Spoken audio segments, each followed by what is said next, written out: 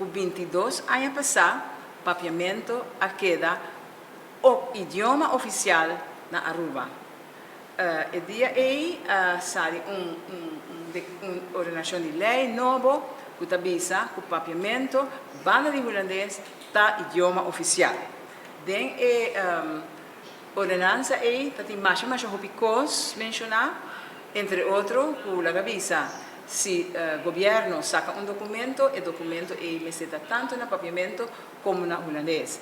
Então, qualquer cidadão que manda uma carta para o governo, a carta é porta no papiamento em holandês, e se há algo que está no holandês, é por exigir para há uma tradução no papiamento. Que no papiamento há uma posição, uma posição mais importante. Nós vai elaborar, a noite aqui, que passa em 22 anos. E, em verdade, tem diferentes logros, mas tem coisas que ainda me sucedem. Para não olvidar que Aruba forma parte da colônia holandesa. Nós temos uma noite de celebração preparada.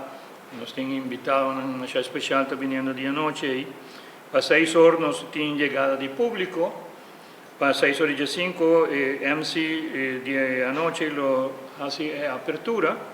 Para 6 horas e 20, tem um poema de senhora Silvia Luminier. 6 horas e 30, nós temos 10 minutos de música. Para 6 horas e 40, tem mais ou menos 7 horas da noite, nós temos uma charla de Kiko Talogra, e Kiko mestre ainda, o valor de papiamento que o guardo dictado da doutora Joyce Pereira, que é nosso presidente.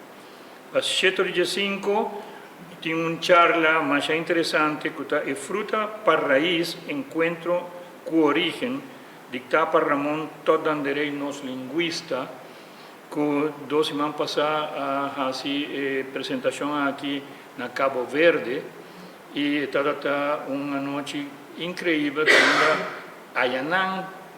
e coisas que agora dictar no papiamento e a gente não pode compreender todo o que está avisando.